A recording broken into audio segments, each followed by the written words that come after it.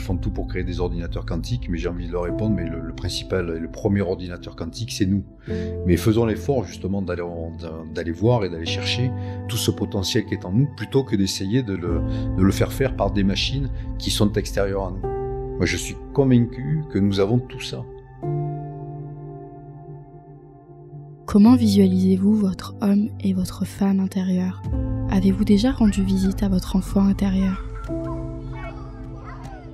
La semaine dernière, j'ai rencontré Christophe, magnétiseur et guérisseur. J'ai écouté le récit de sa vie. Une chose revenait régulièrement, la visualisation. La visualisation a permis à Christophe de guérir des parts de soi, de s'apporter de l'amour et de la joie, de vivre en harmonie et en paix. Christophe s'est montré très pédagogue et a transmis de nombreux exercices pratiques. Je vous laisse avec la suite de notre échange. Si ça vous plaît, n'hésitez pas à nous laisser un petit commentaire, à vous abonner. Ça m'aide beaucoup. Bonjour Christophe. Bonjour Lily Rose. On a parlé la semaine dernière un peu de ton parcours, de ta vie. On s'est dit de quoi est-ce qu'on pourrait parler.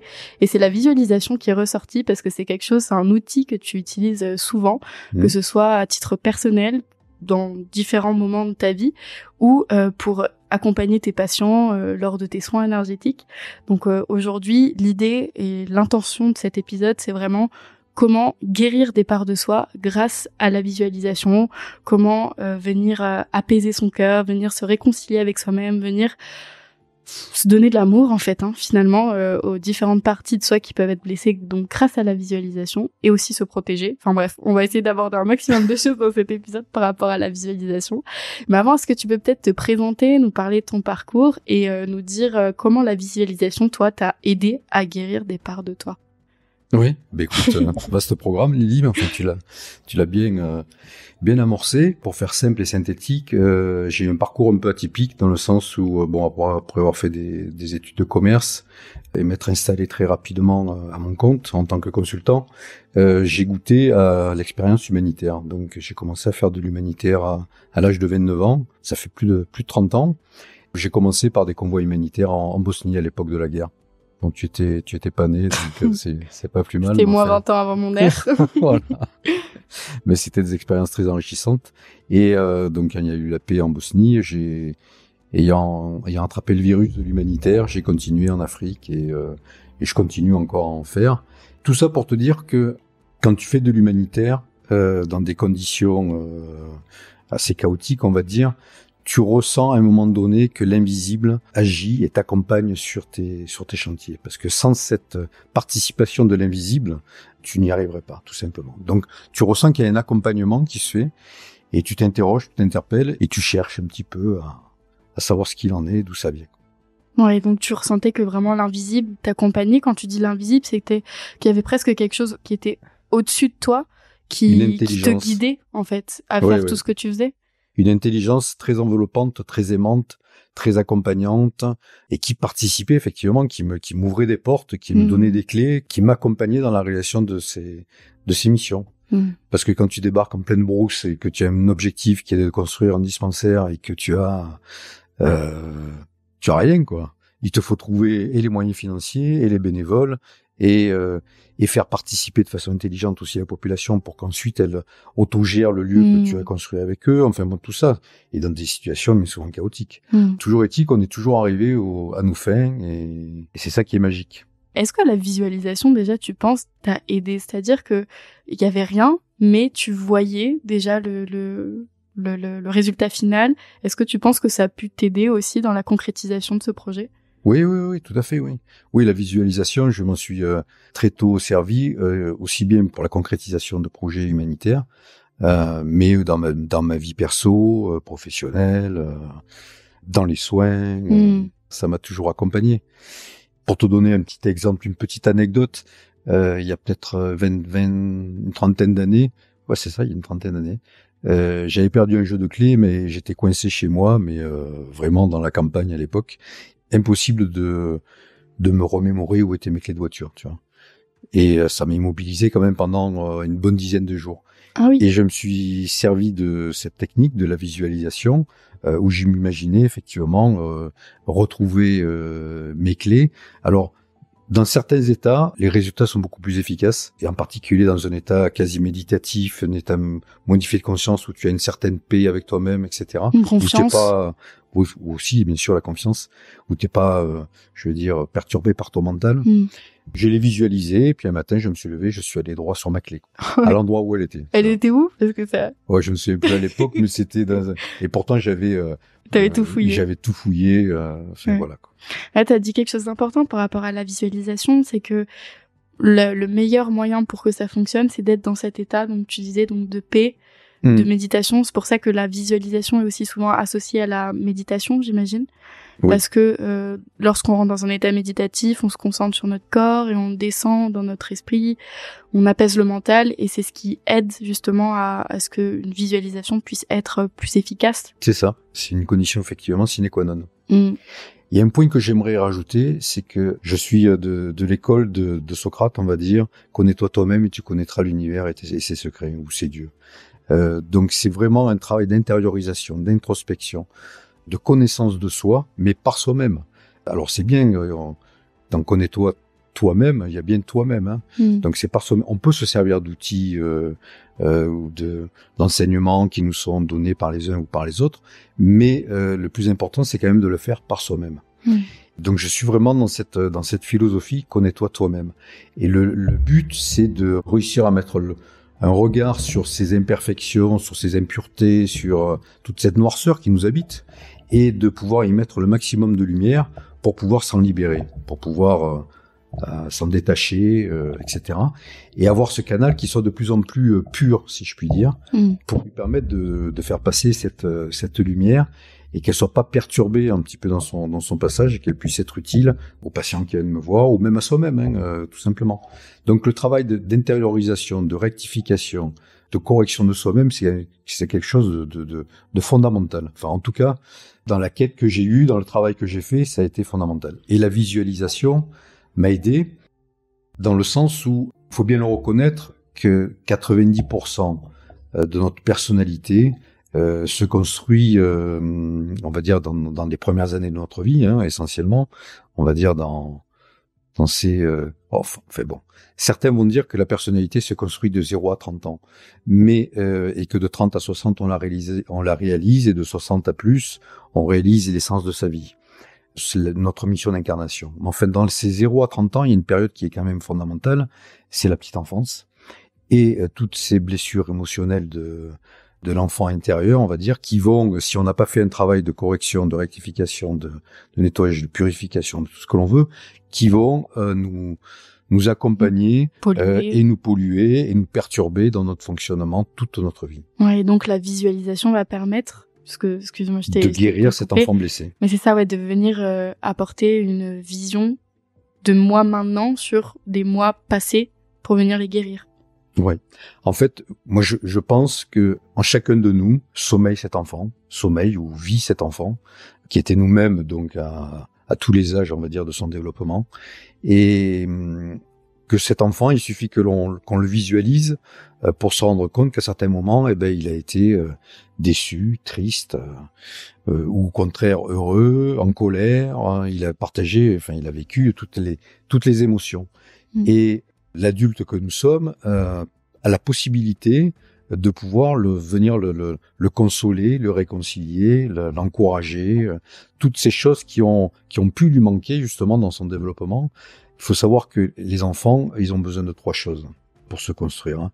C'est la reconnaissance, les encouragements, c'est la première des choses, la sécurité, la protection, hein, et l'amour et l'affection. Voilà, s'ils ont tout cela, effectivement, ils sont capables de se construire dans de meilleures conditions. Donc, si effectivement il nous a manqué ça, nous, en tant qu'adultes, on peut s'apporter ou apporter à cet enfant ce qui lui manque. Donc, c'est ce que je me suis efforcé de faire, parce que, comme tout le monde, j'ai eu aussi mes blessures. Hein, donc, je me suis efforcé, en tant qu'adulte, de venir prendre cet enfant dans mes bras, de le visualiser, et puis ou de l'encourager, ou de lui donner l'affection, la tendresse dont il avait besoin. Tout ça pour qu'il se sente fort, pour qu'il se sente joyeux, pour qu'il se sente... Et visualiser juste effectivement ce sourire qu'il habite, ou le voir dansant, ou le voir riant, enfin, toutes tous les aspects de l'enfant divin qui nous habite. Parce que cet enfant intérieur, il est composé de cet enfant divin et cet enfant blessé. Donc, il faut que cet enfant divin prenne toute la place, si je puis dire, en donnant toute sa lumière à cet enfant blessé, et pour qu'il n'y ait plus que lui qui nous habite. Ouais.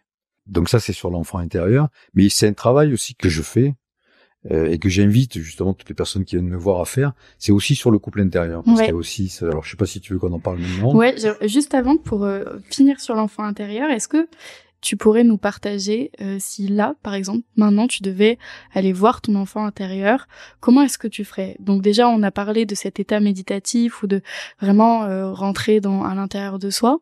Et tu ferais quoi? Tu le visualiserais? Est-ce que quand on le visualise, certaines personnes vont peut-être le visualiser à 5 ans, d'autres carrément bébé, d'autres à 10 ans. Est-ce que voilà, tu peux nous donner peut-être un protocole pour les personnes qui sont jamais allées voir leur enfant intérieur, pour qu'ils puissent...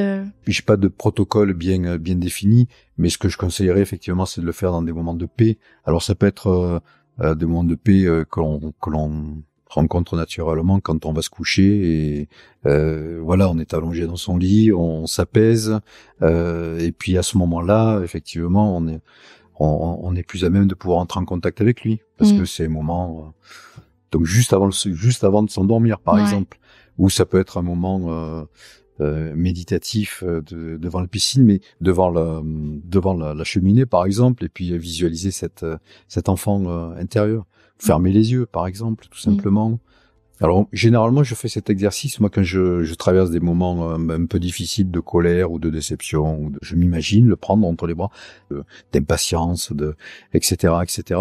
Et j'essaie de voir avec quoi ça me renvoie au niveau de l'enfance, en particulier de cet enfant intérieur. Donc, je l'imagine, parce que généralement, c'est cet enfant intérieur qui se réveille, qui se manifeste à ce moment-là, et qui nous fait revivre justement des moments qu'il a traversé, enfant ou adolescent, hein. C'est pas forcément l'enfant de 0 à 7 ans, ça peut être beaucoup plus.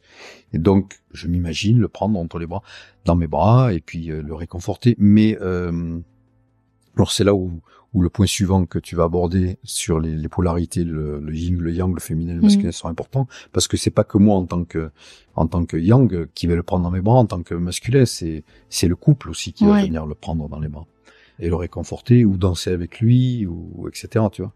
Mais je le visualisais comme si effectivement il était là. Alors je dis pas que c'est un exercice facile, et il faut peut-être s'y reprendre à 10 fois avant de commencer à y arriver. C'est comme la méditation.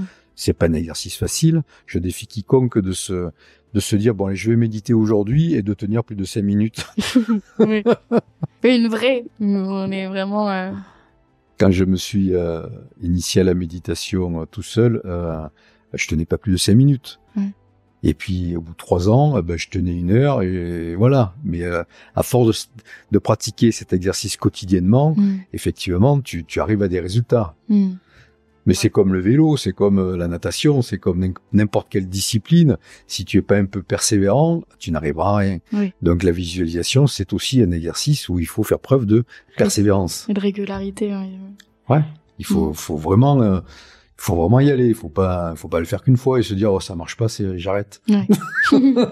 Et du coup, parlons peut-être du couple intérieur. T'as commencé à aborder cette notion. J'ai beaucoup aimé. On a vraiment perçu, quand tu parlais du fait que des fois t'allais voir ton enfant et t'allais danser avec lui, je voyais presque la femme intérieure qui est à l'intérieur de toi, dans toute sa créativité, dans toute sa douceur, qui venait s'amuser avec cet enfant. Mais voilà, est-ce que tu peux nous parler justement de ce couple intérieur et de ses polarités, et comment est-ce qu'avec la visualisation on peut aller les visiter et se réconcilier avec une part ou l'autre? Oui.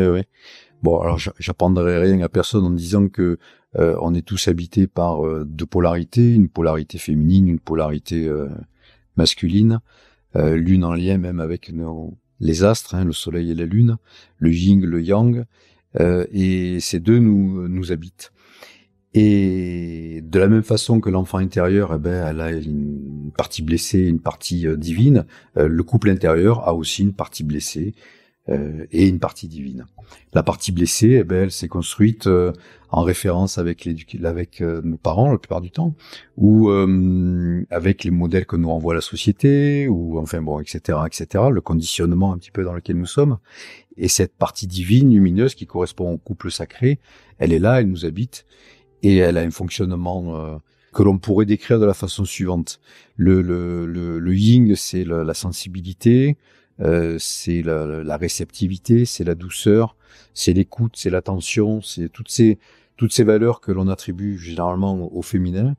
Et le yang, c'est la partie masculine, donc c'est tout ce qui est l'assurance, l'autorité bienveillante, c'est la protection, la sécurité, c'est toutes ces qualités, on va dire.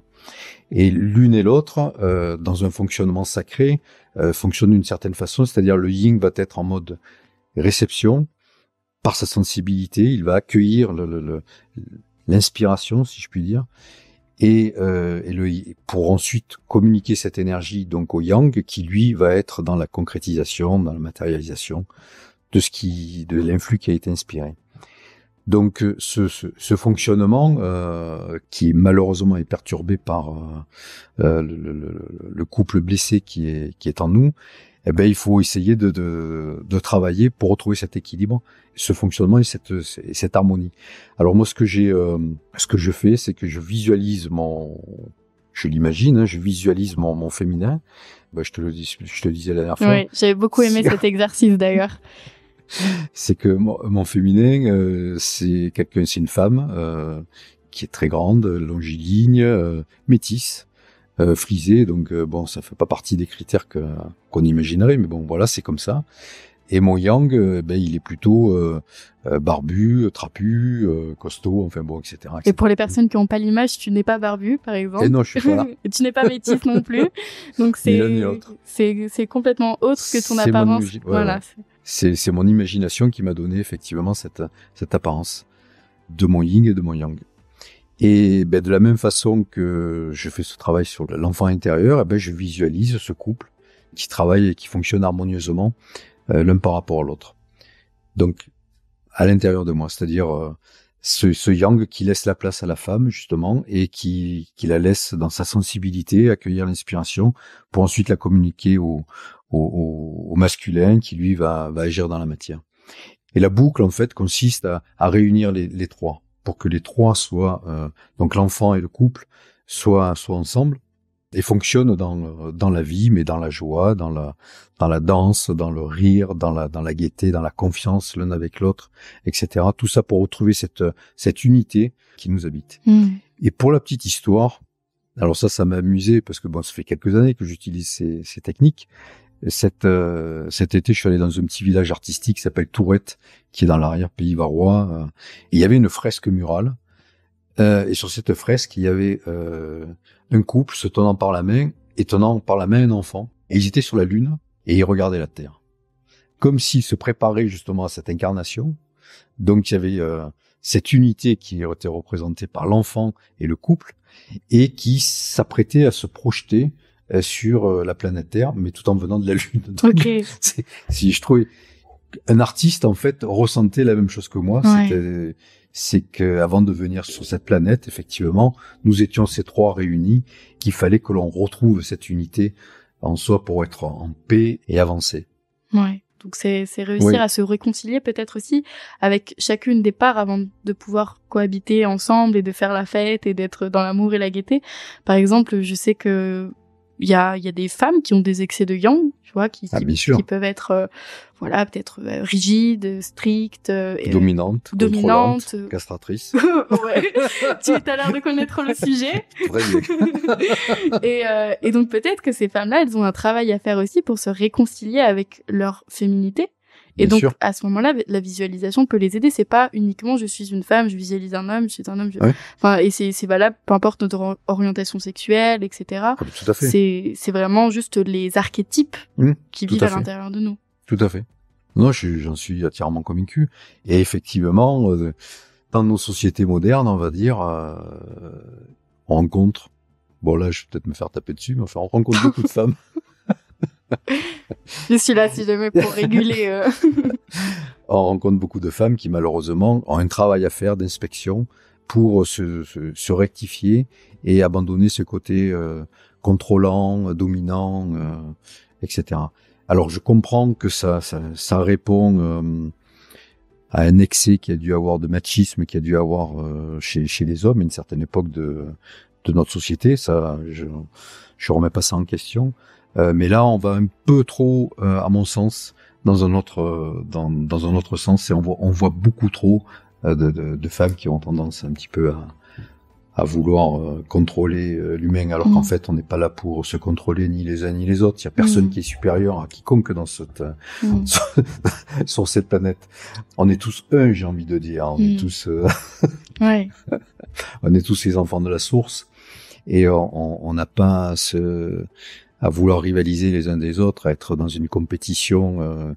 On est là pour travailler ensemble, pour être d'abord soi, mais pour être aussi ensemble sur cette terre, donc, et sur un même plan d'égalité et de liberté, quoi. Ça me semble, voilà. Donc, mais on a un travail à faire les uns les autres sur ces polarités, justement, pour retrouver cet équilibre en nous et cette harmonie, cette paix qui nous permet justement de pouvoir être mieux avec les autres.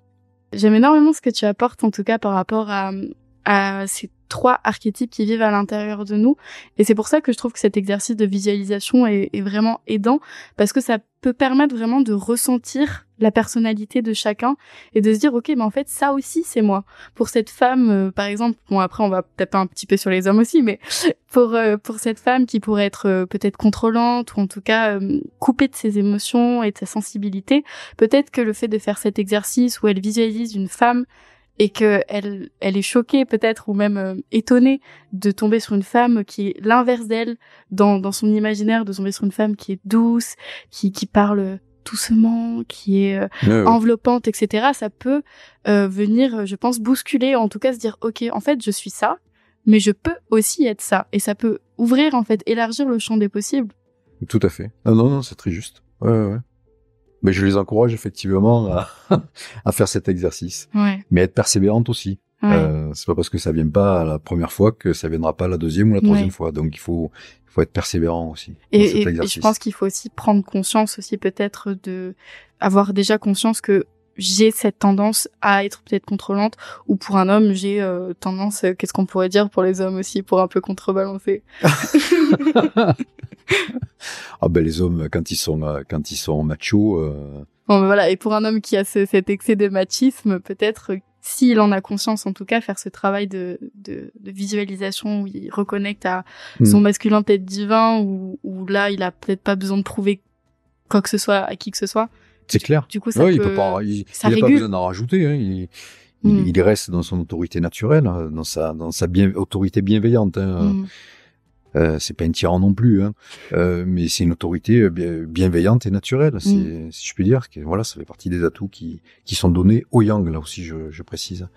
Et je voulais rajouter quelque chose sur la visualisation, c'est que moi je m'en sers au niveau de mes soins, hein, quand une personne vient de me voir, n'importe quoi, quand elle a un zona par exemple, ou quand elle a une tendinite, je visualise les parties enflammées du corps. Qui dit inflammation dit rouge, donc je les visualise blanches, tu vois. Ça aussi c'est important. On peut faire une petite aparté dessus, parce que finalement toi tu le fais en tant que thérapeute, mais j'imagine que une personne qui n'est pas thérapeute, qui fait un autre métier, mais elle a quand même ses capacités de s'auto-guérir, j'imagine, dans une certaine limite, en fonction peut-être de son ouverture ou je ne sais quoi.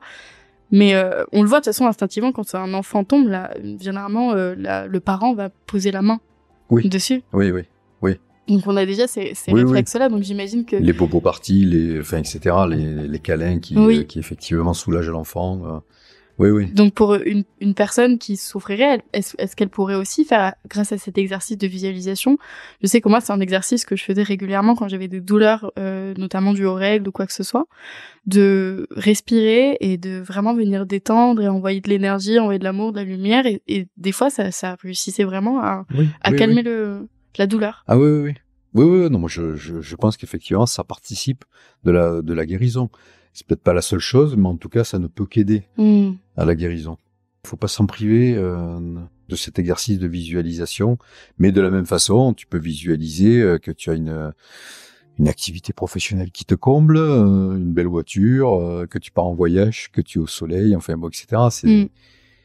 Je pense qu'effectivement, on a un pouvoir, on a des aptitudes, des capacités, un potentiel en nous qui sommeille et qui ne demande qu'à être révélé. Je me faisais la remarque l'autre jour que les humains, enfin certaines grosses sociétés industrielles, ils font tout pour créer des ordinateurs quantiques, mais j'ai envie de leur répondre, mais le principal et le premier ordinateur quantique, c'est nous. Mais faisons l'effort justement d'aller voir et d'aller chercher tout ce potentiel qui est en nous, plutôt que d'essayer de le faire par des machines qui sont extérieures à nous. Oui. Moi, je suis convaincu que nous avons tout ça, mais c'est à nous d'aller le chercher. C'est le connais-toi toi-même. Ouais, d'aller le rencontrer. Ouais. On va venir un petit peu explorer les différents champs des possibles justement que nous offre la visualisation. Mais avant, il y avait une notion aussi que je trouve super importante et qui est super aidante avec la visualisation, c'est l'utiliser pour se protéger. Donc ça peut être se protéger d'énergie négative, ça peut être une personne anxieuse, si elle va dans des lieux qui peuvent être un peu anxiogènes pour elle, bah c'est de se visualiser une bulle de protection. Voilà, est-ce que tu peux nous dire notamment d'autres champs d'action pour la protection? Alors personnellement, je m'en sers quand je fais des soins, quand les personnes sont allongées, et la première chose que je leur dis, c'est j'ai un petit protocole. Donc vous étonnez pas, ça va prendre 30 secondes. Mais j'ai un petit protocole où j'y joins aussi les mains, le geste à la parole, si je puis dire. Mais le geste à la pensée, là, dans ce cas-là, je visualise une boule de lumière, par exemple, qui va se mettre au niveau de mon chakra du cœur. Et je visualise la Vierge Marie, je visualise le Christ. Et ensuite, je visualise tout cet amour qui est donné à l'humanité et aux patients en particulier, et tout cet amour qui circule et qui finalement me revient. Et puis voilà, c'est vraiment une boule d'amour dans laquelle je me mets. Et là, effectivement, je suis prêt pour pouvoir canaliser ce dont le patient a besoin. Ouais. Ouais, donc ça, c'est en tant que toi, que thérapeute, comment tu te sers de la visualisation finalement oui. pour aider ou pour accompagner le soin. Et une personne qui ne serait pas thérapeute et qui aimerait se visualiser une bulle de protection, finalement, elle a juste besoin d'imaginer une bulle de protection, mettre une intention d'amour. Oui, tout à fait. Elle peut imaginer une boule de feu qui est au niveau de son chakra du cœur, et puis qui prend de l'amplitude et qui jusqu'à la contenir. Par exemple, ça peut être ça. Et lui se retrouve donc au cœur de cette boule d'amour, de boule de lumière, on va dire, mais d'amour aussi, qui le contient et donc le protège. Tout simplement. Ouais, et en même temps que tu me disais ça, j'imaginais le fait de pouvoir faire ça aussi. J'ai fait un épisode avec Luc Baudin il y a pas très très longtemps, justement, sur le taux vibratoire de la Terre, etc. Il expliquait à un moment donné qu'il fait des regroupements où on envoie plein de pensées positives pour la Terre. Mais au même titre que là, c'est des pensées positives, on peut aussi imaginer, j'imagine, faire une visualisation où on englobe la Terre d'une énergie d'amour, etc. Et on alimente un égrégore en faveur de la Terre, non? Oui, bien sûr. Bon, la visualisation, de toute façon, est connectée est en lien avec la pensée. Hein. Le processus de création, c'est pensée, parole, action. Hein. C'est vraiment les 3 étapes.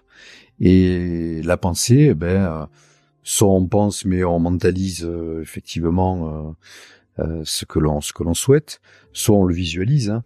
C'est dans le même ordre d'idée, quoi. D'ailleurs, on parle souvent, quand on parle de visualisation créatrice. Oui. Pourquoi, selon toi, on parle de visualisation créatrice? Parce que ça fait partie du processus de création. Pensée, parole, action. Ouais. Donc la visualisation, ensuite on y pense. Normalement, c'est ça. Et pensée, parole, après on l'exprime, je veux dire. Et ensuite, on le concrétise dans la matière. Ouais. Pour ça qu'il faut c'est important en tout cas d'être vigilant à ses pensées, ce qu'on imagine, parce que finalement ça peut créer notre réalité. Finalement, je repensais à malheureusement une amie qui a des problèmes avec son conjoint, enfin peu importe, mais qui du coup est toujours dans l'anxiété de est-ce qu'il va me tromper, mais du coup elle pense qu'à ça. Je sais pas si le fait de penser à ça aide. Ça aide, ça, ça aide à, ouais, ça aide à ce que ça se produise. Ça se passe, ouais. Oui, oui. Ah non, mais Malheureusement. je pense aussi. Parce qu'on le vibre en plus, au-delà Eh oui, de bien sûr. l'imaginer, de le Ouais, parler, ouais. etc. On le vibre, c'est Oui. puissant. C'est clair.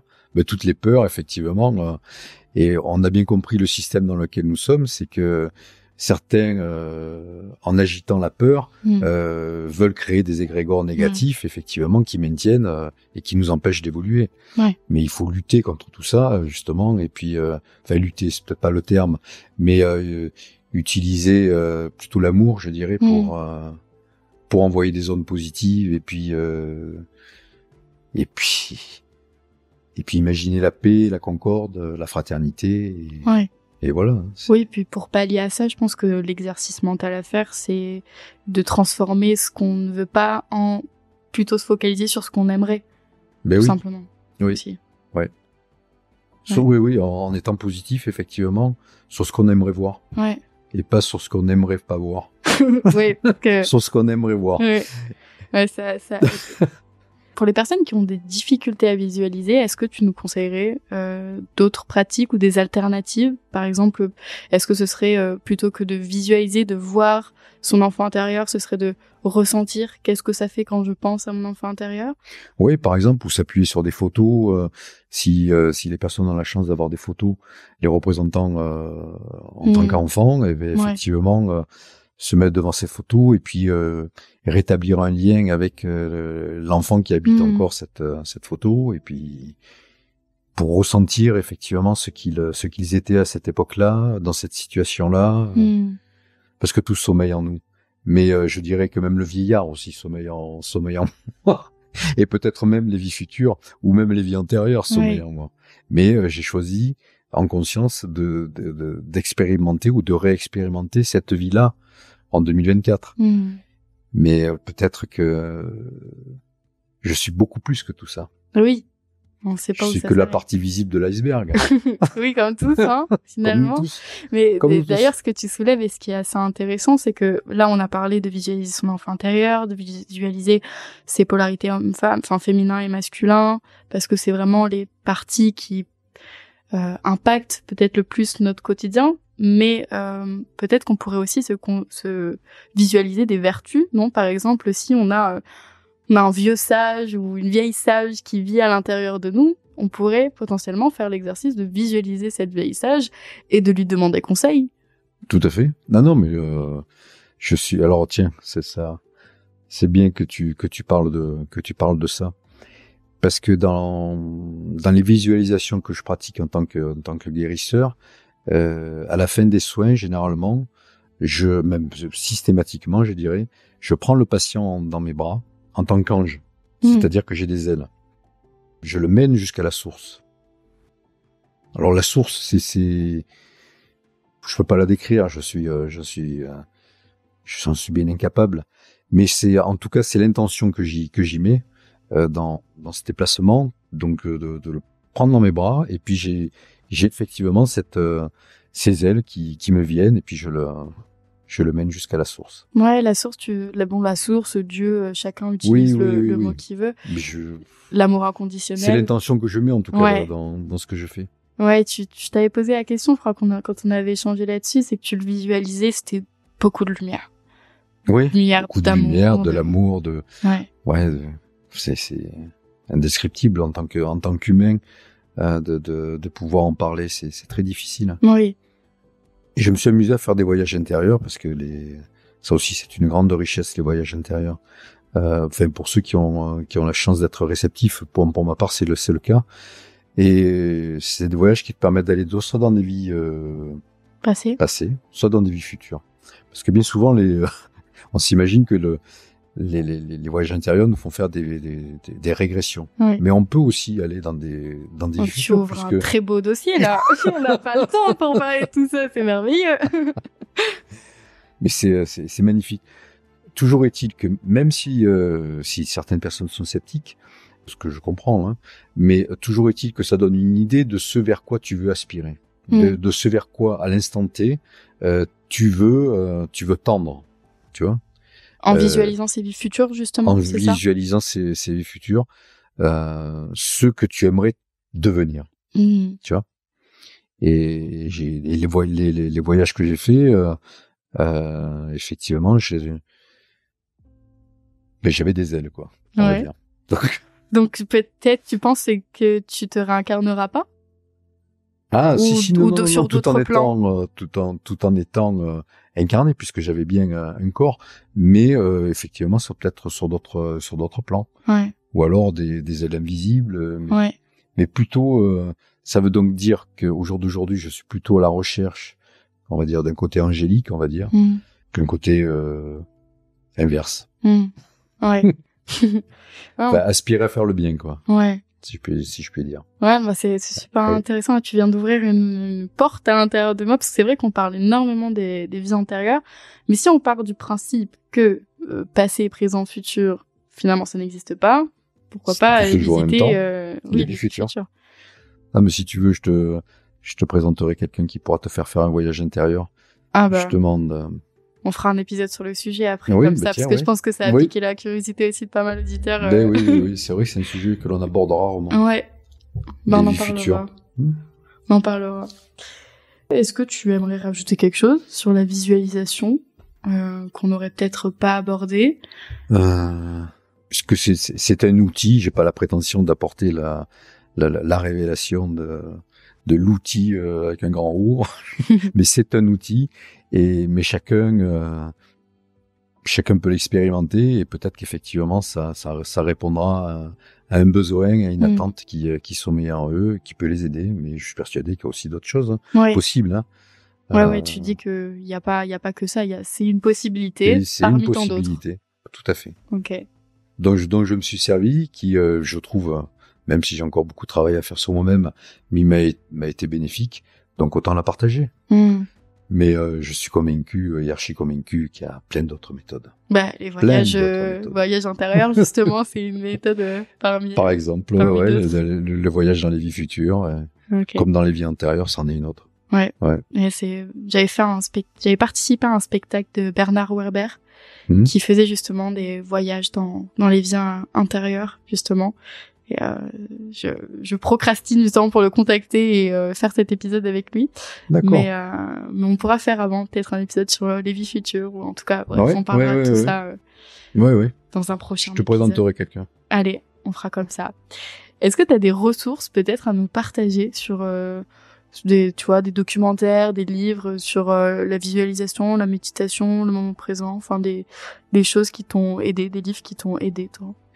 Ah oui, il y a un ouvrage dont je suis vraiment littéralement tombé amoureux et qui m'a énormément aidé, qui a aidé aussi énormément de personnes, pas forcément en passant par moi, mais avec qui j'ai partagé cet ouvrage, c'est Conversation avec Dieu. Oui, de Neil Donald-Walsch. Voilà.